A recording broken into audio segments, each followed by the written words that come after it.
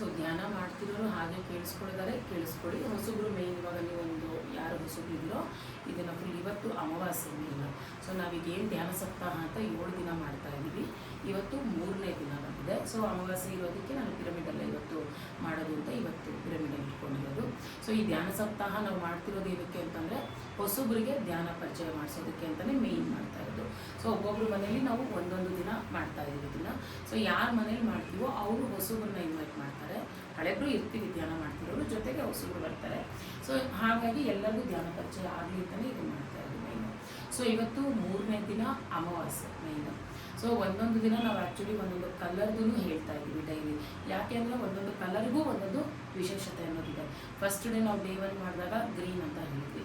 ಯಾಕೆ ಗ್ರೀನ್ ಅಂತಂದರೆ ಗ್ರೀನ್ ಅಂದರೆ ಯಾವುದಾದ್ರು ಒಂದು ಶುಭ ನಾವು ಆರಂಭ ಮಾಡುವಾಗ ಗ್ರೀನ್ ಅಂದರೆ ಸ್ಟಾರ್ಟ್ ಅನ್ನೋ ಒಂದು ಇದು ಬರುತ್ತಲ್ವ. ಸೊ ಈ ಧ್ಯಾನ ಪ್ರಚಾರ ಹೀಗೆ ನಿರಂತರವಾಗಿ ಸಾಗ್ತಾ ಇರಲಿ, ಬೆಳೀತಾ ಇರಲಿ. ಹಸಿರು ಅಂತಂದ್ರೆ ನಮಗೊಂದು ಬೆಳವಣಿಗೆಗೆ ಸಂಕೇತ ಆಗಿರೋದ್ರಿಂದ ಗ್ರೀನ್ ಅಂತ ಮಾಡಿದ್ವಿ. ಸೊ ನಿನ್ನೆ ಬ್ರೌನ್ ಇತ್ತು. ಬ್ರೌನ್ ಅಂತಂದರೆ ಏನು ಜ್ಞಾಪಕ ಬರುತ್ತೆ? ಬ್ರೌನ್ ಅಂದ ತಕ್ಷಣ ನಮಗೆ ಭೂಮಿಗೆ ಜ್ಞಾಪಕ ಬರುತ್ತೆ, ನೆಲದ ಜ್ಞಾಪಕ ಬರುತ್ತಲ್ವ. ಸೊ ಗ್ರೌಂಡಿಂಗ್ ಅನ್ನೋದು ತುಂಬ ಇಂಪಾರ್ಟೆಂಟು ಪ್ರತಿಯೊಬ್ಬರಿಗೂ. ಮನೆಗಳಿಗೆ ಹೇಗೆ ಗ್ರೌಂಡಿಂಗ್ ಮಾಡ್ತೀವೋ ಅದೇ ಥರ ನಾವು ಸಹ ಗ್ರೌಂಡಿಂಗ್ ಮಾಡ್ಕೋಬೇಕು. ಹೇಗೆ ಗ್ರೌಂಡಿಂಗ್ ಮಾಡ್ಕೊಳ್ಳೋದು ನಾವು ಅಂತಂದರೆ ಡೈಲಿ ನೀವು ಒಂದು ಮಿನಿಮಮ್ ಅಟ್ಲೀಸ್ಟ್ 20 to 30 ಮಿನಿಟ್ಸ್ ಬೇರ್ ಫುಟ್ಟಲ್ಲಿ ನ್ಯಾಚುರಲ್ ಗ್ರೌಂಡಲ್ಲಿ ವಾಕ್ ಮಾಡಬೇಕು. ಅದು ಗ್ರೌಂಡಿಂಗ್ ಆಗುತ್ತೆ ಅವಾಗ ನಮಗೆ. ಸೊ ಅದನ್ನು ಪ್ರಾಕ್ಟೀಸ್ ಮಾಡಿ. ಅದ್ರ ಬಗ್ಗೆ ಸಪ್ರೇಟ್ ವೀಡಿಯೋನೇ ಇದೆ ಜನ ಮೆಡಿಷನ್ ಮಾಡಿರೋದು. ಸೊ ಅದನ್ನು ನೀವು ನೋಡಿಕೊಂಡು ಡೈಲಿ 20 ಮಿನಿಟ್ಸು ಬೇರ್ ಫುಟ್ ವಾಕ್ ಮಾಡಬೇಕು ಅನ್ನೋ ಒಂದು ಸಂಕೇತಕ್ಕೆ ಗ್ರೌಂಡಿಂಗ್ ಲೆಕ್ಕಕ್ಕೆ ನೆನ್ನೆ ಬ್ರೌನ್ ತೆಗೆದು ಇವತ್ತು ವೈಟ್ ಆರ್ ಹಾಫ್ ವೈಟ್ ಅಂತ ಅಂದ್ಕೊಂಡಿದ್ದೀವಿ. ಇದು ಏನಕ್ಕೆ ಮೇಯ್ನ್ ಇವತ್ತು ಅಮಾವಾಸ್ಯೆ ದಿನ ಯಾಕೆ ವೈಟ್ ಆರ್ ಹಾಫ್ ವೈಟ್ ಹೇಳಿದ್ದು ಅಂತಂದರೆ ಮೇಯ್ನ್ ಅಮಾವಾಸ್ಯೆ ದಿನ ಯಾವುದು ನಮಗೆ ಅಮಾವಾಸ್ಯೆ ಅಂದ ತಕ್ಷಣ ನಿಮಗೆ ಏನು ಜ್ಞಾಪಕ ಬರುತ್ತೆ? ಕತ್ತಲು ಅಂತ ಜ್ಞಾಪಕ ಬರುತ್ತೆ. ಇನ್ನೊಂದು ಚಂದ್ರ ಕಾಣಲ್ಲ ಅವತ್ತು ಅನ್ನೋದು. ಅಂದರೆ ಅಮಾವಾಸ್ಯೆ ಅಂದರೆ ಕತ್ತಲು ಅಂತ ನಾವು ಅಂದ್ಕೊಳ್ತೀವಿ. ಮತ್ತು ನಮ್ಮಲ್ಲಿ ಕೆಲವರು ಏನು ಒಂದು ಆಸ್ಪಿಷಸ್ ಏನಿದೆ ನಮಗೆಲ್ಲ ಅಂದರೆ ಅವತ್ತಿನ ದಿನ ಕೆಟ್ಟ ದಿನ, ಅಮಾವಾಸ್ಯೆ ದಿನ ನಾವೇನು ಶುಭ ಮಾಡಬಾರ್ದು ಅನ್ನೋ ಥರ ಕತ್ತಲು ಅಂದರೆ ಶುಭ ಆಗಲ್ಲ ಅನ್ನೋ ಥರ ಇರುತ್ತೆ ಅಮಾವಾಸ್ಯೆ ದಿನ ಮಾಮೂಲಿ ಜನಗಳಿಗೆ. ಬಟ್ ನಮ್ಮ ಸಾಧಕರಿಗೆ ಯಾರು ನಾವು ಆಧ್ಯಾತ್ಮಿಕತೆಯಲ್ಲಿ ಇರ್ತೀವೋ ಅವರಿಗೆ ಅಮಾವಾಸ್ಯೆ ಅನ್ನೋದು ತುಂಬಾ ಆಸ್ಪಿಷಿಯಸ್. ಆ್ಯಕ್ಚುಲಿ ಯಾವುದೇ ಒಂದು ಶುರು ಮಾಡಬೇಕು, ಶುಭಾರಂಭ ಮಾಡಬೇಕು ಅಂತಂದರೆ ಅಮಾವಾಸ್ಯೆ ದಿನದಿಂದನೇ ಸ್ಟಾರ್ಟ್ ಮಾಡಿ ಅಂತಾರೆ. ಅದರಲ್ಲೂ ಮೆಡಿಟೇಷನ್ ನಾವು ಆಧ್ಯಾತ್ಮಿಕದಲ್ಲಿ ಸಾಧನೆ ಮಾಡಬೇಕು ಅಂತಂದರೆ ಅವತ್ತಿನ ದಿನ ಜಾಸ್ತಿ ಎನರ್ಜಿಸ್ ಇರುತ್ತೆ. ಸೊ ನಾವು ಬೇರೆ ದಿನ ಧ್ಯಾನ ಮಾಡುವಾಗ ನಮ್ಮ ಮನಸ್ಸು ಒಂದು ಕಾಮ್ ಆಗಬೇಕು ಅಂತಂದರೆ ಸುಮಾರು ಟೈಮ್ ಮಿನಿಮಮ್ 40 ಮಿನಿಟ್ಸ್ ಆದರೂ ತೊಗೊಳುತ್ತೆ. ಬೇರೆ ಅಂದರೆ ಹೊಸಬರಿಗೆ ಕೆಲವರಿಗೆಲ್ಲನೂ ಕೆಲವರು ಎಷ್ಟೇ ವರ್ಷ ಮಾಡಿದ್ರೂ ಅವ್ರಿಗೆ ಟೈಮ್ ತೊಗೊಳ್ತಾ ಇರುತ್ತೆ. ಬಟ್ ಯಾರು ಅಮಾವಾಸ್ಯೆ ದಿನ ಮಾಡ್ತಾರೋ ಅವತ್ತಿನ ದಿನ ಏನಾಗಿರುತ್ತೆ, ಬೆಳಕಿರಲ್ಲ, ಚಂದ್ರನ ಬೆಳಕು ಇರಲ್ಲ ನಮ್ಗೆ ಅವತ್ತು. ಸೊ ಅದ್ರ ಪ್ರಭಾವ ನಮ್ಮ ಮೇಲೆ ಅಂದರೆ ಅದು ಏನು ಮಾಡ್ತಾರೆ ಆವತ್ತಿನ ದಿನ ಒಂದು ಆ ಗ್ರಾವಿಟೇಷನಲ್ ಫೋರ್ಸ್ ಜಾಸ್ತಿ ಇರುತ್ತೆ, ಆ ಪುಲ್ ಅನ್ನೋದು ಜಾಸ್ತಿ ಇರುತ್ತೆ. ಸೊ ಆ ಎನರ್ಜೀಸ್ ಜಾಸ್ತಿ ಇರುತ್ತೆ. ಏನಿರುತ್ತೆ ಅಮಾವಾಸ್ಯೆ ದಿನ ಅಂತಂದರೆ ಚಂದ್ರ ಮಧ್ಯದಲ್ಲಿ ಇರ್ತಾನೆ, ಸೂರ್ಯ ಒಂದು ಕಡೆ, ಭೂಮಿ ಒಂದು ಕಡೆ ಇರುತ್ತೆ. ಎಲ್ಲ ಮೂರೂ ಅಲೈನ್ಡ್ ಆಗಿರುತ್ತೆ. ಜಾಸ್ತಿ ಎನರ್ಜೀಸ್ ನಾವು ಭೂಮಿಯಿಂದನೂ ರಿಸೀವ್ ಮಾಡ್ತೀವಿ, ಸೂರ್ಯನಿಂದನೂ ರಿಸೀವ್ ಮಾಡ್ತೀವಿ, ಚಂದ್ರನಿಂದನೂ ಅವತ್ತಿನ ದಿನ ರಿಸೀವ್ ಮಾಡ್ತೀವಿ. ಒಂದು ಏನಾಗುತ್ತೆ ಅಂತಂದರೆ ಅವತ್ತು ಗ್ರಾವಿಟೇಷನಲ್ ಫೋರ್ಸ್ ಜಾಸ್ತಿ ಇರೋದ್ರಿಂದ ಚಂದ್ರನ ಬೆಳಕು ಅವತ್ತು ನಮ್ಮ ಮೇಲೆ ಜಾಸ್ತಿ ಇಲ್ಲದೆ ಆ ಕಡೆ ನಾವೇನಂತೀವಿ ಚಂದ್ರಮ ಮನಸ್ಸೋ ಜಾತಃ ಅಂತ ಹೇಳ್ತೀವಿ. ಚಂದ್ರನಿಗೆ ಮನಸ್ಸಿಗೆ ಆ ಒಂದು ಇದಿದೆ ಅಲ್ವಾ, ರಿಲೇಷನ್ಶಿಪ್ ಇದೆ. ಸೊ ಅವತ್ತಿನ ದಿನ ನಾವು ಧ್ಯಾನ ಮಾಡುವ ಇವತ್ತು ಈ ಅಮಾವಾಸ್ಯೆ ದಿನ ಧ್ಯಾನ ಮಾಡುವಾಗ ಎನರ್ಜೀಸ್ ನಾವು ಜಾಸ್ತಿ ಗೇನ್ ಮಾಡ್ತೀವಿ. ಮಾಮೂಲು ದಿನಗಳಿಗಿನ್ನ ಅಮಾವಾಸ್ಯೆ ದಿನ ನಾವು ಮಾಡೋದ್ರಿಂದ ಮೆಡಿಟೇಷನ್ನು ನಮ್ಮ ಒಂದು ಮನಸ್ಸು ತುಂಬ ಬೇಗ ಪ್ರಶಾಂತವಾಗುತ್ತೆ, ಬೇಗ ಆಲೋಚನೆಗಳು ಕಟ್ಟಾಗುತ್ತೆ ಅಮಾವಾಸ್ಯೆ ದಿನ ಮಾಡೋದ್ರಿಂದ. ಮತ್ತು ಧ್ಯಾನ ಮಾಡುವಾಗ ನಿಮ್ಮೆಲ್ಲರಿಗೂ ಗೊತ್ತೇ ಇದೆ ಕಾಸ್ಮಿಕ್ ಎನರ್ಜಿ ಮೇಯ್ನ್. ನಾವು ಧ್ಯಾನ ಮಾಡುವಾಗ ಆ ಕಾಸ್ಮಿಕ್ ಎನರ್ಜಿ ನಮ್ಮಲ್ಲಿ ಈ ಒಂದು ಬ್ರಹ್ಮರಂಧ್ರದಿಂದ ಫ್ಲೋ ಆಗುತ್ತೆ ನಮ್ಮ ಮೈಯಲ್ಲಿ, ಇಡೀ ನಮ್ಮ ದೇಹದಲ್ಲಿ ಆ ಕಾಸ್ಮಿಕ್ ಎನರ್ಜಿ ಫ್ಲೋ ಆಗುತ್ತೆ. ಆ ಕಾಸ್ಮಿಕ್ ಎನರ್ಜಿ ಫ್ಲೋ ಆದಾಗಲೇ ನಮ್ಮಲ್ಲಿ ಎಷ್ಟೋ ಬ್ಲಾಕೇಜಸ್ ಎಲ್ಲ ರಿಮೂವ್ ಆಗ್ತಾ ಬರುತ್ತೆ. ಸೊ ಈ ಒಂದು ಅಂದರೆ ನಮ್ಮ ಎನರ್ಜಿ ಹೇಗೆ ಮೂವ್ ಆಗುತ್ತೆ ಅವಾಗ ಮೇಲಿಂದ ಕೆಳಗಡೆ ಅಪ್ ಟು ಡೌನ್ ಮೂವ್ ಆಗ್ತಾ ಇರುತ್ತೆ ಎನರ್ಜಿ. ಈ ಒಂದು ಅಮಾವಾಸ್ಯೆ ದಿನ ಏನಾಗುತ್ತೆ ಅಂದರೆ ನಾವು ಜಾಸ್ತಿ ಧ್ಯಾನ ಮಾಡ್ತಾ ಮೂಲಾಧಾರದಿಂದ ಮೇಲಕ್ಕೆ ಎನರ್ಜೀಸ್ ಫ್ಲೋ ಆಗುತ್ತೆ. ಇದು ಇಂಪಾರ್ಟೆಂಟ್ ಆ್ಯಕ್ಚುಲಿ. ಧ್ಯಾನ ಮಾಡುವಾಗ ನಮಗೆ ಆ ಎನರ್ಜೀಸ್ ಕೆಳಗಿಂದ ಮೇಲೆ ಬರೋದು. ಸೊ ಅದು ಯಾವಾಗ ಆಗುತ್ತೆ ಅಂದರೆ ಅಮಾವಾಸ್ಯೆ ದಿನ ಅದು ತುಂಬ ಈಸಿಯಾಗಿ ನಮಗೆ ಆ ಸ್ಟೇಟ್ ತಲುಪ್ತೀವಿ ನಾವು. ಹಾಗಾಗಿ ನಮಗೆ ನೇಚರು ಈ ಒಂದು ಅಮಾವಾಸ್ಯೆ ಅನ್ನೋದು ನಮಗೆ ನೇಚರ್ ಕೊಟ್ಟಿರೋ ಗಿಫ್ಟ್. ಪ್ರತಿ ಅಮಾವಾಸ್ಯೆ ಮತ್ತು ಹುಣ್ಣಿಮೆ ಕ್ಲೆನ್ಸಿಂಗಿಗೆ ಬೆಸ್ಟು. ಅಮಾವಾಸ್ಯೆ ಮತ್ತು ಹುಣ್ಣಿಮೆ ಎಷ್ಟು ಜಾಸ್ತಿ ಮಾಡ್ತೀರೋ ಅಷ್ಟು ನಿಮಗೆ ಎನರ್ಜೀಸು ಸಿಗುತ್ತೆ. ಸೊ ಬೇರೆ ಟೈಮಲ್ಲಿ ನೀವು 10 ಮಿನಿಟ್ಸ್ ಮಾಡೋದು ಒಂದೇ, ಅಥವಾ 30 ಮಿನಿಟ್ಸ್ ಬೇರೆ ಟೈಮಲ್ಲಿ ಮಾಡ್ತೀರಾ ಅಂದರೆ ಅಮಾವಾಸ್ಯೆ ದಿನ ಹುಣ್ಣಿಮೆ ದಿನ ನೀವು 10 ಮಿನಿಟ್ಸ್ ಮಾಡಿದ್ರೇ 3 ಟೈಮ್ಸ್ ಎನರ್ಜಿ ಜಾಸ್ತಿ ಬರ್ತಾ ಹೋಗುತ್ತೆ. ಸೊ ಎಲ್ಲಿ ಪಿರಮಿಡ್ ಸಿಕ್ಕಿದ್ರು ನಿಮಗೆ, ಅಥವಾ ಗ್ರೂಪ್ ಎನರ್ಜಿ ಈ ಥರ ಗ್ರೂಪಲ್ಲಿ ಮಾಡ್ತಾ ಇದ್ದಾರೆ ಅಂದ್ರೂ ಈ ಥರ ಟೈಮಲ್ಲಿ ಮಾಡಿದಾಗ ಒಂದು ಅಮಾವಾಸ್ಯೆ ಎನರ್ಜೀಸ್, ಇನ್ನೊಂದು ಈ ಥರ ಪಿರಮಿಡಲ್ಲಿ ಕೂತ್ಕೊಂಡು ಮಾಡೋದು ಪಿರಮಿಡ್ ಎನರ್ಜಿ ಸಿಗುತ್ತೆ, ಮತ್ತು ಜೊತೆಗೆ ಇದು ಗ್ರೂಪ್ ಎನರ್ಜೀಸ್ ಅದು ಸಿಗುತ್ತೆ. ಸೊ ಹಾಗಾಗಿ ಎಲ್ಲೇ ನಿಮ್ಗೆ ಆಫ್ಲೈನಲ್ಲಿ ಈ ಥರ ಗ್ರೂಪ್ ಸಿಗ್ತಾ ಇದೆ ಅಂತಂದರೆ ಅಲ್ಲಿ ಮಾಡಿ ಎಲ್ಲರ ಜೊತೆ. ಸೊ 3 ಟೈಮ್ಸ್ ಎನರ್ಜಿ ನಿಮಗೆ ಜಾಸ್ತಿ ಸಿಗ್ತಾ ಹೋಗುತ್ತೆ. ಅದರಲ್ಲೂ ಅದೇ ಹೇಳಿದ್ನಲ್ಲ ಅಮಾವಾಸ್ಯೆ. ಸೊ ಇನ್ನೊಂದು ಅಮಾವಾಸ್ಯೆಯಲ್ಲಿ ಚಂದ್ರ ಯಾವ ಥರ ಇರ್ತಾನೆ, ಹೇಗಿರ್ತಾನೆ ಚಂದ್ರ? ಸಣ್ಣಗಿರ್ತಾನೆ, ಕಾಣಲ್ಲ. ಸೊ ಹೋಗ್ತಾ ಹೋಗ್ತಾ ಅಮಾವಾಸ್ಯೆಯಿಂದ ಹುಣ್ಣಿಮೆಗೆ ಹೋಗುವಾಗ ಏನಾಗುತ್ತೆ, ಚಂದ್ರ ಪೂರ್ಣತ್ವವನ್ನು ಪಡಿತಾ ಇರ್ತಾನೆ. ಬಟ್ ಹುಣ್ಣಿಮೆಲೆ ಏನಾಗುತ್ತೆ, ಪೂರ್ಣ ಚಂದ್ರ ಇರ್ತಾನೆ, ಬರ್ತಾ ಬರ್ತಾ ಕಡಿಮೆ ಆಗ್ತಾ ಹೋಗ್ತಾನೆ. ಎರಡರದ್ದು ಒಂದು ಅಡ್ವಾಂಟೇಜು. ಹುಣ್ಣಿಮೆ ದಿನ ಆ ಒಂದು ದಿನನೇ ಚಂದ್ರ ಪೂರ್ಣವಾಗಿರುವಂಥದ್ದು. ಸೂರ್ಯ ಯಾವಾಗಲೂ ಪೂರ್ಣವಾಗಿರ್ತಾನೆ, ಚಂದ್ರ ಪೂರ್ಣವಾಗಿರೋದು ಹುಣ್ಣಿಮೆಗಳ ದಿನ. ಸೊ ಹಾಗಾಗಿ ಆವತ್ತೇನಾಗುತ್ತೆ, ನಮ್ಮ ನಾಡಿ ಮಂಡಲ ನೀವು ಕೇಳಿರ್ತೀರ, ಇಡ ಪಿಂಗಳ ನಾಡಿ ಕೇಳಿರ್ತೀರಲ್ವಾ. ಸೊ ಆವತ್ತೇನಾಗುತ್ತೆ, ಇಡ ನಾಡಿ ಮತ್ತು ಪಿಂಗಳ ನಾಡಿ ಬ್ಯಾಲೆನ್ಸ್ಡ್ ಆಗಿರುತ್ತೆ. ಯಾಕೆಂದರೆ ಸೂರ್ಯ ಚಂದ್ರ ಎರಡೂ ಪೂರ್ಣವಾಗಿರ್ತಾರೆ. ಇಡ ನಾಡಿ ಪಿಂಗಳ ನಾಡಿ ಸೂರ್ಯನಿಗೆ ಚಂದ್ರನಿಗೆ ಪ್ರತೀಕ ಅಲ್ವಾ. ಸೊ ಹಾಗಾಗಿ ಆವತ್ತಿನ ದಿನ ನಾವು ಮಾಡುವಾಗ ಏನಾಗುತ್ತೆ, ಹುಣ್ಣಿಮೆ ದಿನ ಬೇಗ ಎನರ್ಜೀಸು ನಮಗೆ ಇಡ ಪಿಂಗಳಿಂದ ಫ್ಲೋ ಆಗಿ ಬ್ಯಾಲೆನ್ಸ್ಡ್ ಆಗಿರುತ್ತೆ ಎನರ್ಜೀಸು. ಸೊ ಅವತ್ತು ಮಾಡೋದು, ಮತ್ತು ಪೂರ್ಣಚಂದ್ರ ನಾವು ಅದೇ ಆ ಪೂರ್ಣತ್ವವನ್ನು ಜಾಸ್ತಿ ಎನರ್ಜೀಸ್ನ ಪಡಿತೀವಿ. ಈ ಅಮಾವಾಸ್ಯೆ ದಿನ ಏನಾಗುತ್ತೆ, ಚಂದ್ರ ನ್ಯೂ ಮೂನ್ ಅಂತ ಹೇಳ್ತೀವಿ, ಹೊಸದಾಗಿ ಒಂದು ಹುಣ್ಣಿಮೆ ಅಷ್ಟೊತ್ತಿಗೆ ಸಂಪೂರ್ಣವಾಗಿ ಆಗ್ತಾರೆ. ಅಂದರೆ ನಮ್ಮಲ್ಲಿ ಎಷ್ಟೋ ಗುಣಗಳಿರುತ್ತಲ್ವ, ಯಾವುದು ನಮಗೆ ಬೇಡ, ನಮ್ಮಿಂದ ಹೋಗ್ಬೇಕು ಆ ಗುಣಗಳು ಅಂದ್ಕೊಂಡಿರ್ತೀವಲ್ವ, ಅಂಥದ್ದು ನಾವು ಪೌರ್ಣಮಿಯಲ್ಲಿ ಮಾಡಿದಾಗ, ಅಂದರೆ ಇವಾಗ ನಿಮಗೆ ಎಷ್ಟೋ ಕ್ರಾನಿಕ್ ಡಿಸೀಸಸ್ ಇರ್ಬೋದು, ಎಷ್ಟೋ ವರ್ಷದ BP ಇರ್ಬೋದು, ಶುಗರ್ ಇರ್ಬೋದು, ಥೈರಾಯ್ಡ್ ಇರ್ಬೋದು, ಯಾವುದೋ ಒಂದು ಕ್ರಾನಿಕ್ ಡಿಸೀಸಸ್ ಇದ್ದಾಗ ಅವೆಲ್ಲ ನಮ್ಮಿಂದ ಹೋಗಬೇಕು. ಸೊ ಅಂಥದ್ದು ನೀವು ಹುಣ್ಣಿಮೆ ದಿನ ಎಷ್ಟು ಜಾಸ್ತಿ ಧ್ಯಾನ ಮಾಡ್ತೀರೋ ಅಷ್ಟು ನಿಮಗೆ ಆ ಡಿಸೀಸಸ್ ಎಲ್ಲ ಕಡಿಮೆ ಆಗ್ತಾ ಬರುತ್ತೆ. ಎಷ್ಟೋ ಆಸ್ಟ್ರಲ್ ಸರ್ಜರೀಸ್ ಆಗುತ್ತೆ ಹುಣ್ಣಿಮೆ ಧ್ಯಾನದಿಂದ. ಸೊ ಈ ಅಮಾವಾಸ್ಯೆ ಧ್ಯಾನದಿಂದ ಏನಾಗುತ್ತೆ, ಇದು ಏನು ಬೇಕು ನಿಮಗೀಗ ಧೈರ್ಯ ಬೇಕಾ, ಏನು ಬೇಕು ಜಾಸ್ತಿ ಗಳಿಸ್ಕೋಬೇಕಾಗಿರೋದು. ಇವಾಗ ಫೈನಾನ್ಷಿಯಲಿ ಯಾರು ತುಂಬ ವೀಕ್ ಆಗಿರ್ತಾರೆ, ಅಂದರೆ ನಾನು ಸಮೃದ್ಧಿಯನ್ನು ಹೊಂದಬೇಕು, ಪ್ರತಿಯೊಂದರಲ್ಲೂ ನನಗೆ ಸಮೃದ್ಧಿ ಬೇಕು, ಪಡಿಬೇಕು ಅಂತಂದಾಗ ಈ ಅಮಾವಾಸ್ಯೆಯಲ್ಲಿ ಸ್ಟಾರ್ಟ್ ಮಾಡಿದ್ರೆ ನೀವು ಎಲ್ಲನೂ ನಿಮ್ಗೆ ಏನು ಬೇಕು ಅದು ಲಭಿಸ್ತಾ ಹೋಗುತ್ತೆ, ಫಲಿಸ್ತಾ ಹೋಗುತ್ತೆ. ಸೊ ಗಳಿಸಬೇಕು ಅಂತಂದಾಗ ನಾವು ಅಮಾವಾಸ್ಯೆಯಿಂದ ಸ್ಟಾರ್ಟ್ ಮಾಡ್ತೀವಿ. ಯಾವಾಗ ಸ್ಟಾರ್ಟ್ ಮಾಡಿದ್ರು ಒಳ್ಳೇದೇನೆ, ಬಟ್ ಅಮಾವಾಸ್ಯೆ ಅಂದರೆ ಎಲ್ರಿಗೂ ಏನು ಬಂದಿದೆ, ನಾವೇನು ಹೊಸದನ್ನು ಸ್ಟಾರ್ಟ್ ಮಾಡಬಾರ್ದು ಅನ್ನೋ ಥರ. ಬಟ್ ಹೊಸದಾಗಿ ನೀವು ಒಂದು ಒಳ್ಳೆ ಪ್ಲ್ಯಾನ್ ಹಾಕ್ಕೊಂಡು ಜೀವನದಲ್ಲಿ ಸ್ಟಾರ್ಟ್ ಮಾಡಿದ್ರೆ ಅದನ್ನು ಖಂಡಿತ ಪಡಿತಾ ಹೋಗ್ತೀರ. ಚಂದ್ರ ಹೇಗೆ ನ್ಯೂ ಮೂನ್ ಹೊಸದಾಗಿ ಆಗ್ತಾ ಇರ್ತಾನೆ, ಚಂದ್ರ ಏನು ಇಲ್ಲದೆ ಒಂದು ಸಣ್ಣ ಗೆರೆಯಾಗಿರೋ ಚಂದ್ರ ಪೂರ್ಣತ್ವವನ್ನು ಹೇಗೆ ಪಡಿತಾನೋ ಹಾಗೆ ನಾವು ಮಾಡ್ತಾ ಈ ಧ್ಯಾನ ಆಧ್ಯಾತ್ಮಿಕ ಸಾಧನೆ ಮಾಡ್ತಾ ಗಳಿಸ್ಕೊಳ್ತಾ ಇರ್ತೀವಿ. ಎಲ್ಲ ನೀವು ಕೇಳ್ಕೊಳ್ದಿದ್ರು ಎಲ್ಲ ಸಮೃದ್ಧಿಯಾಗಿ ನಿಮಗೆ ಸಿಗ್ತಾ ಹೋಗುತ್ತೆ. ಸೊ ಹುಣ್ಣಿಮೆ ದಿನ ಏನಾಗುತ್ತೆ, ನಿಮ್ಮಲ್ಲಿರೋ ನಕಾರಾತ್ಮಕ ಗುಣಗಳು ಏನೆಲ್ಲ ಇರುತ್ತೆ, ಕೋಪ ಇರ್ಬೋದು, ಭಯ ಇರ್ಬೋದು, ಟೆನ್ಷನ್ಸ್ ಇರ್ಬೋದು, ಸ್ಟ್ರೆಸ್ ಇರ್ಬೋದು, ಅವೆಲ್ಲ ಕಡಿಮೆ ಆಗ್ತಾ ಬರುತ್ತೆ. ಹುಣ್ಣಿಮೆ ದಿನ ಜಾಸ್ತಿ ಧ್ಯಾನ ಮಾಡಿದಷ್ಟು ಇದೆಲ್ಲ ನಿಮ್ಮಿಂದ ಆಚೆ ಬರ್ತಾ ಇರುತ್ತೆ. ಸೊ ಎರಡನ್ನೂ ತಿಳ್ಕೊಂಡು ನೀವು ಆದಷ್ಟು ಜಾಸ್ತಿ ಅಮಾವಾಸ್ಯೆ ದಿನ, ಹುಣ್ಣಿಮೆ ದಿನ ಧ್ಯಾನ ಮಾಡ್ತಾ ಬಂದಾಗ ಒಂದು ಒಳಗಡೆ ಕ್ಲೆನ್ಸಿಂಗ್ ಪ್ರೊಸೆಸ್ ಅನ್ನೋದು ತುಂಬ ಚೆನ್ನಾಗಿ ನಡೀತಾ ಇರುತ್ತೆ. ಮೈಂಡ್ ಕಾಮ್ ಆಗುತ್ತೆ, ಬೇಗ ಆ ಸ್ಟೇಟಿಗೆ ತಲುಪ್ತೀರ ಬೇರೆ ದಿನಕ್ಕೆ ನಾನು. ಸೊ ಇವತ್ತು ಈಗ ಈ ಅಮಾವಾಸ್ಯೆ ಧ್ಯಾನ ನಾವೆಲ್ಲ ಮಾಡೋಣ ಈಗ.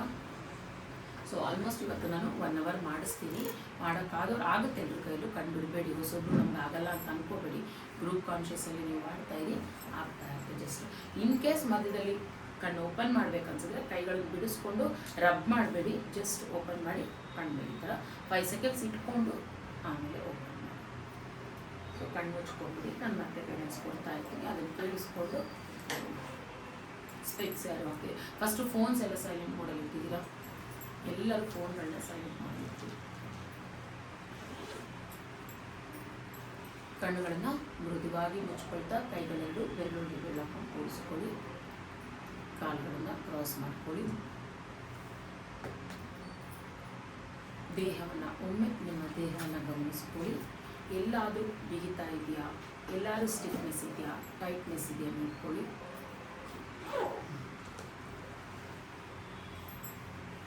ಎಲ್ಲಾದರೂ ಟೈಟ್ನೆಸ್ ಇದ್ದರೆ ಜಸ್ಟ್ ರಿಲ್ಯಾಕ್ಸ್ ಮಾಡ್ಕೊಳ್ಳಿ.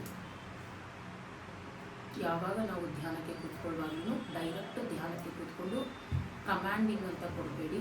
ಜಸ್ಟ್ ಅದನ್ನು ಪ್ರೀತಿಯಿಂದ ನೋಡಬೇಕು. ನಾವು ಧ್ಯಾನ ಅಂತಂದರೆ ನಮ್ಗೆ ಏನು ಬೇಕು, ಫಸ್ಟು ಸ್ಥಿರವಾದ ಸುಖವಾದ ಒಂದು ಆಸನ ಇಂಪಾರ್ಟೆಂಟು, ಮತ್ತು ಮನಸ್ಸು ಸ್ಥಿರವಾಗಿರಬೇಕು, ದೇಹ ಸುಖಮಯವಾಗಿರಬೇಕು.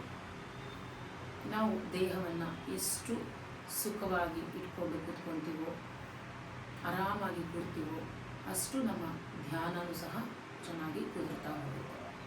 ಧ್ಯಾನ ನಾವು ಮಾಡೋದೆಲ್ಲ ಧ್ಯಾನ ಘಟಿಸೋದು. ಹಾಗಾಗಿ ಮೊದಲು ನಿಮಗೆ ದೇಹ ಸಹಕಾರ ಕೊಡಬೇಕು ಅಂದರೆ ಆ ದೇಹವನ್ನು ಒಂದು ಸಲ ಗಮನಿಸ್ಕೊಳ್ಳಿ, ಹಾಗೆ ಕಂಪ್ಲೀಟ್ ರಿಲ್ಯಾಕ್ಸ್ ಮಾಡ್ಕೊಳ್ಳಿ. ದೇಹದ ಪ್ರತಿಯೊಂದು ಅಂಗಾಂಗಗಳನ್ನು ಗಮನಿಸ್ಕೊಳ್ತಾ ಬನ್ನಿ.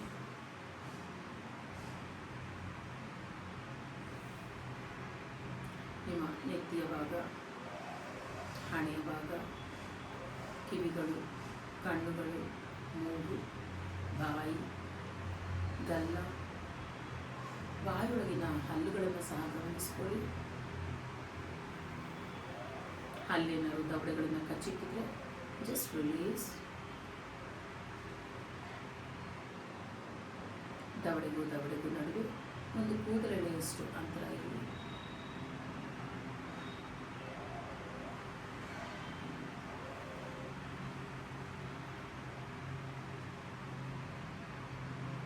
ಹಾಗೆ ನಿಮ್ಮ ನೆಕ್, ಕುತ್ತಿಗೆ ಭಾಗವನ್ನು ಗಮನಿಸ್ಕೊಳ್ಳಿ. ನಿಮ್ಮ ಗಮನ ಎಲ್ಲಿರುತ್ತೋ ಅಲ್ಲಿ ಆ ಬಾಡಿ ಪಾರ್ಟ್ಸ್ ಕಂಪ್ಲೀಟಾಗಿ ರಿಲ್ಯಾಕ್ಸ್ ಆಗ್ತಾ ಇರೋದನ್ನು ಗಮನಿಸ್ಕೊಳ್ಳಿ. ಹಾಗೆ 2 ಭುಜಗಳನ್ನು ಗಮನಿಸ್ಕೊಳ್ಳಿ.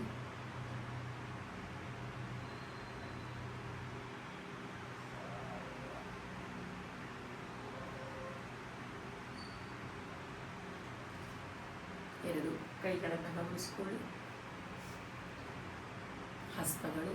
ಹಸ್ತಗಳಿರುವ ಬೆರಳುಗಳನ್ನು ಗಮನಿಸ್ಕೊಳ್ಳಿ. ಬೆರಳಿನ ಉಗುರುಗಳನ್ನು ಸಹ ಗಮನಿಸ್ಕೊಳ್ಳಿ. Just relax.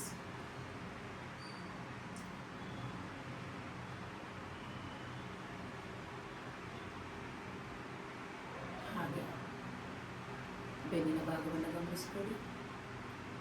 Upper back, lower back, middle back, ಇಡೀ ಬೆನ್ನಿನ ಭಾಗವನ್ನು ಗಮನಿಸ್ಕೊಳ್ಳಿ. Just relax.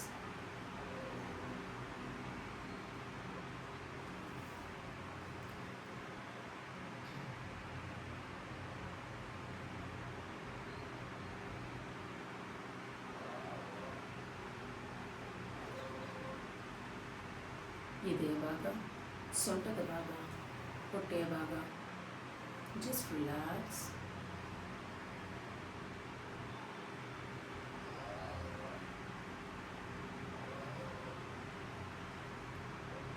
ಹಾಗೆ ಸೊಂಟದ ಕೆಳಗಿನ ಪ್ರತಿಯೊಂದು ಭಾಗಗಳನ್ನು ಗಮನಿಸಿಕೊಳ್ಳಿ. ನಿಮ್ಮ ಜನನೇಂದ್ರಿಯಗಳು, ತೊಡೆಗಳು, ಮಂಡಿಗಳು, ಮೀನಖಂಡ, ಆ್ಯಂಕಲ್ ಜಾಯಿಂಟ್ಸ್, ಪಾದಗಳು, ಪಾದದ ಬೆರಳುಗಳನ್ನು ಗಮನಿಸಿಕೊಳ್ಳಿ. ಪಾದದ ಬೆರಳಿನ ಉಗುರನ್ನು ಸಹ ಗಮನಿಸಿಕೊಳ್ಳಿ. Just relax.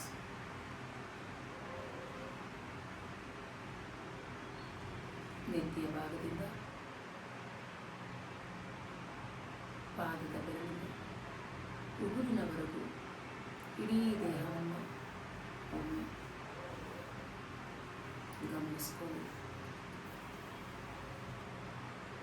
ಹಾಗೆ ರಿಲ್ಯಾಕ್ಸ್ ಅಂತ ಹೇಳಿ.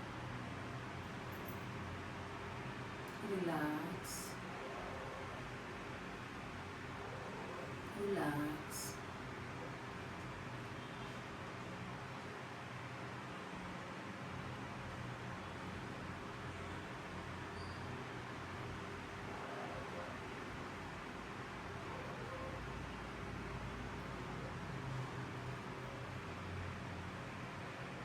ಆ ದೇಹಕ್ಕೆ ಒಮ್ಮೆ ಕೃತಜ್ಞತೆಗಳನ್ನು ಸಲ್ಲಿಸಿಕೊಳ್ಳಿ. ಅದ್ಭುತವಾದ ಆರೋಗ್ಯ,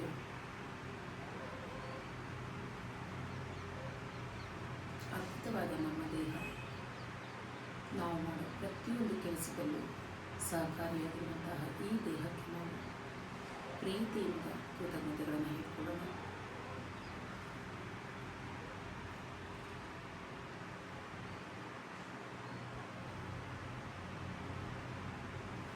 ಆ ಜೀವ ಇರುವಂತಹ ಜೀವಿಗಳು ನಾವೆಲ್ಲರೂ ಆತ್ಮ ಇರುವ ಈ ಒಂದು ದೇಹವೆಂಬ ದೇಗುಲ. Gratitude to your god.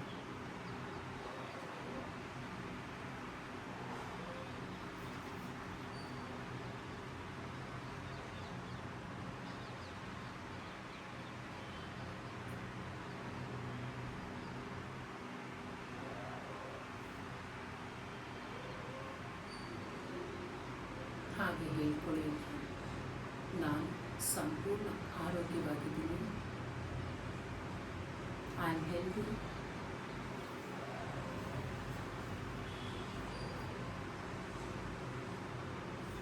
ನಾನು ಜೀವನದಲ್ಲಿ ಪ್ರತಿಯೊಂದರಲ್ಲೂ ಸಮೃದ್ಧಿಯಿಂದ ಜೀವಿಸ್ತಾ ಇದ್ದೀನಿ. I am strong. I am com.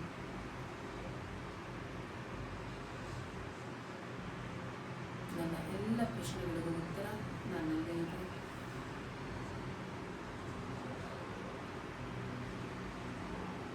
ಎಲ್ಲೋ ಹುಡುಕ್ತಿರೋ ಆನಂದ ಸಹ ನನ್ನೊಳಗೆ ಇದೆ.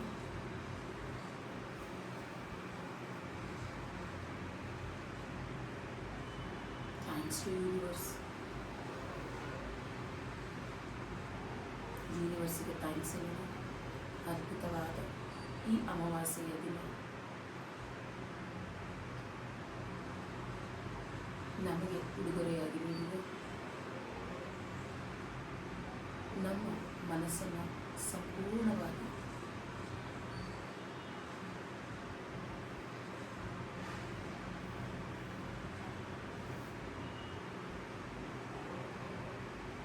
ಕ್ಲೆನ್ಸ್ ಮಾಡ್ಕೊಳ್ಳೋಕ್ಕೆ ಅದ್ಭುತವಾದ ಸಮಯ.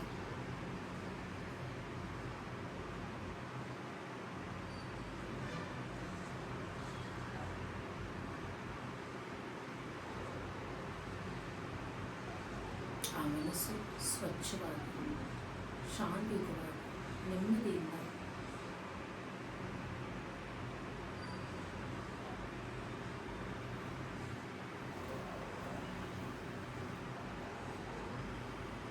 ಇರಬೇಕು ಅಂದಾಗ ನಾವು ಧ್ಯಾನ ಸಾಧನೆಯನ್ನು ಪ್ರತಿನಿತ್ಯ ಮಾಡಬೇಕು.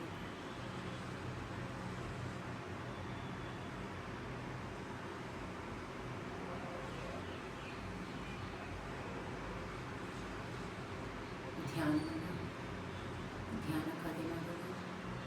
ಯಾವುದೇ ರೀತಿ ಎಕ್ಸ್ಪೆಕ್ಟೇಷನ್ಸ್ ಬೇಡ. ಯಾವಾಗ ಎಕ್ಸ್ಪೆಕ್ಟೇಷನ್ಸ್ ಇರುತ್ತೋ ಆಗಲೇ ಮನಸ್ಸಿನಲ್ಲಿ ನಾನಾ ರೀತಿಯ ಆಲೋಚನೆಗಳು. ಜೀವನದಲ್ಲಿ ಏನು ಬರುತ್ತೋ ಅದನ್ನು ಆಕ್ಸೆಪ್ಟ್ ಮಾಡ್ತಾ ಹೋಗೋಣ.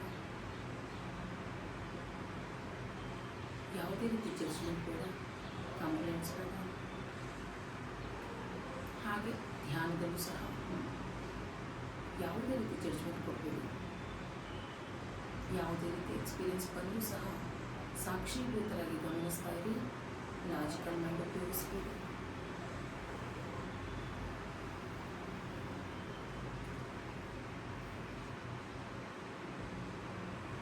Just relax.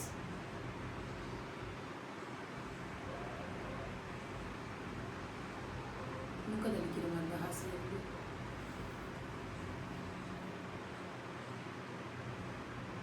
ನಿಧಾನವಾಗಿ ನಿಮ್ಮ ಮನಸ್ಸಿಗೂ ಸಹ ಕೃತಜ್ಞತೆಗಳನ್ನು ಸಲ್ಲಿಸಿ.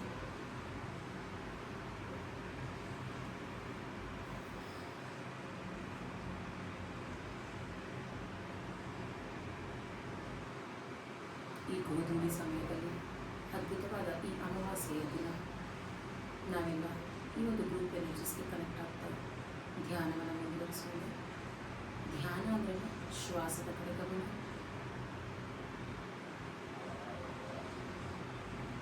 ಬಾಹ್ಯ ಪ್ರಪಂಚವನ್ನು ಸಂಪೂರ್ಣವಾಗಿ ಮರೆತುಬಿಡೋಣ. ಬೆಳಕಿಂದ ಇಲ್ಲಿವರೆಗೂ ಏನೆಲ್ಲ ನಡೆದಿದೆ ಅವೆಲ್ಲವನ್ನು ಮರೆತುಬಿಡಿ. ಈ ಕ್ಷಣ ನಾವಿಲ್ಲಿ ಧ್ಯಾನದಲ್ಲಿದ್ದೀವಿ. ನಡೆದು ಹೋಗಿರೋದೆಲ್ಲವನ್ನು ಮರೆತು ಬಿಡಿ. ನಾಳೆ ಏನು ಒಂದು ಚಿಂತೆ ಬೇಡ. Forget about your past. Forget about your future. Just be in this present moment.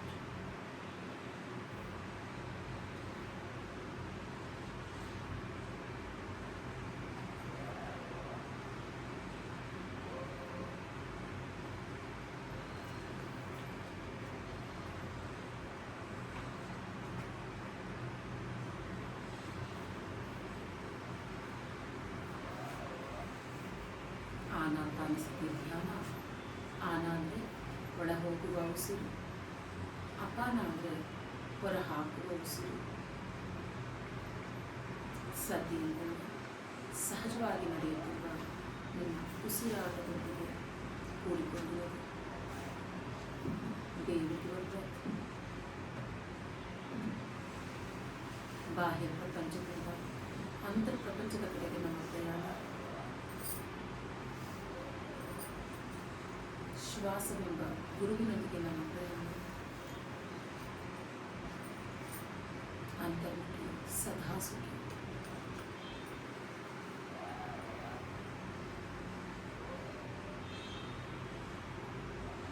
ಅಮಾವಾಸ್ಯೆಯ ದಿನ ಈ ಒಂದು ಸ್ಥಿತಿಯನ್ನು ನಾವು ಅದ್ಭುತವಾಗಿ ಪಡಿತಾ ಇದ್ದೇವೆ.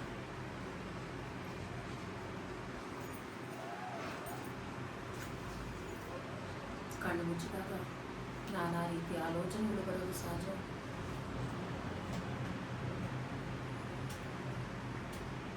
ಆಲೋಚನೆಗಳ ಹಿಂದೆ ಓದೋದು ಕೂಡ.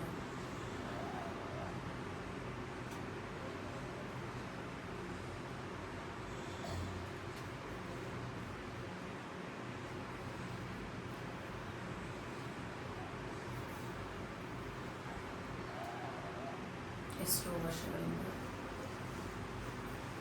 ಎಷ್ಟೋ ಜನ್ಮಗಳಿಂದ ನಾವು ಎಷ್ಟೋ ಆಲೋಚನೆಗಳನ್ನು ನಮ್ಮಲ್ಲೇ ಕೂಡ ಹಾಕೊಂಡಿರ್ತೀವಿ. ಧ್ಯಾನಕ್ಕೆ ಕುಳಿತಾಗ ಅದೆಲ್ಲ ರಿಲೀಸ್ ಆಗ್ತಾ ಇರುತ್ತೆ. ಹಾಗಾಗಿ ಆಲೋಚನೆಗಳು ಬಂದು ಬೈಕೊಂಡು just let them come and ಗೋ.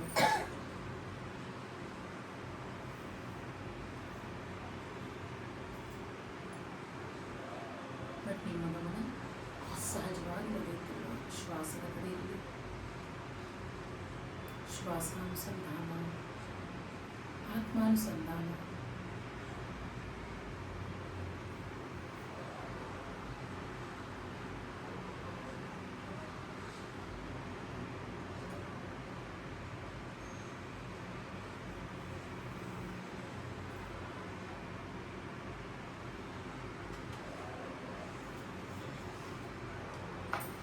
ಯಾವುದೇ ಕಾರಣಕ್ಕೂ ಮಧ್ಯದಲ್ಲಿ ಕಣ್ಣುಗಳನ್ನು ಬಿಡಿ.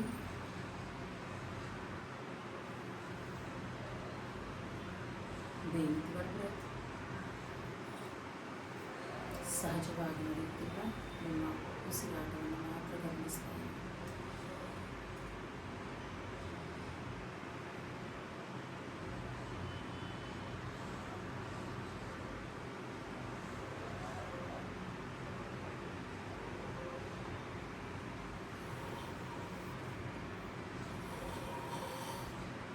ಉಸಿರಾಟವನ್ನು ಗಮನಿಸ್ತಾ ಆಲೋಚನೆಗಳು ಕಡಿಮೆ ಆಗ್ತಾ ಇರುತ್ತೆ.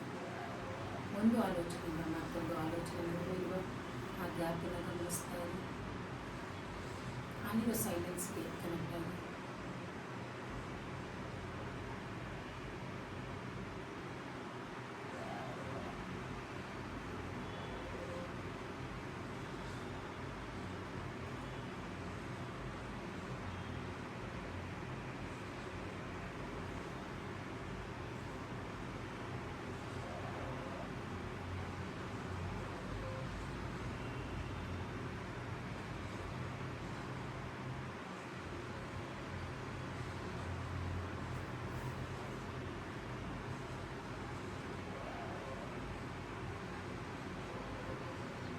Feel the vibrations.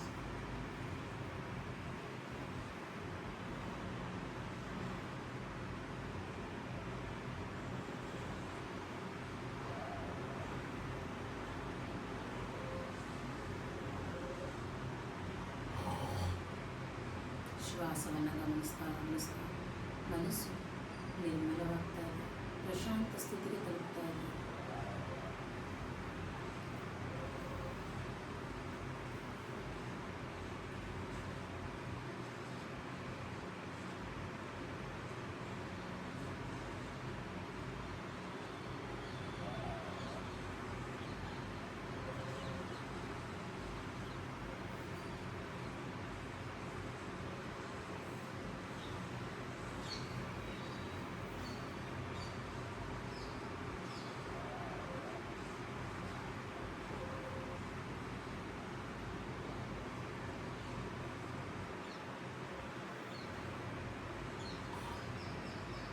ಈ ಸ್ಥಿತಿ ಅದ್ಭುತವಾದ ಸ್ಥಿತಿ, ಧ್ಯಾನ ಸ್ಥಿತಿ.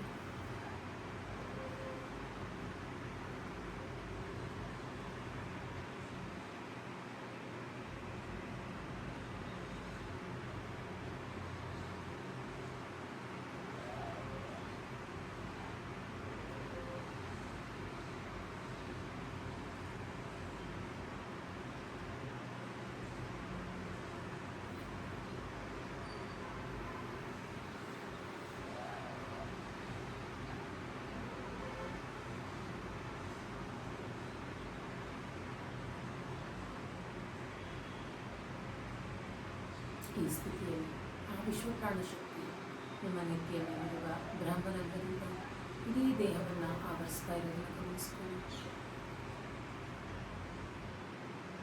ಪ್ರತಿಯೊಂದು ಅಣುವಿನಲ್ಲೂ ಸಹ, ಪ್ರತಿಯೊಂದು ಕಣದಲ್ಲೂ ಆ ವಿಶ್ವಪ್ರಾಣಶಕ್ತಿ ಹರಿತಾ ಇರೋದನ್ನು ಗಮನಿಸ್ಕೊಳ್ಳಿ.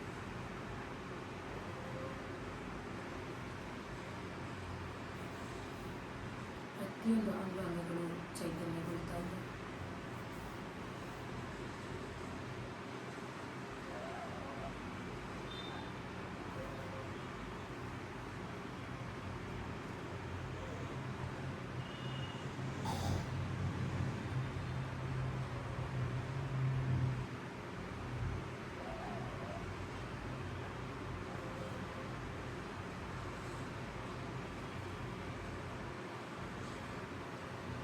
ಭೌತಿಕವಾಗಿ, ಮಾನಸಿಕವಾಗಿ ಯಾವುದೇ ರೀತಿಯ ಬ್ಲಾಕೇಜಸ್ ಇದ್ದರೂ ಸಹ ಎಲ್ಲವೂ ಕ್ಲೆನ್ಸ್ ಆಗ್ತಾ ಇದೆ.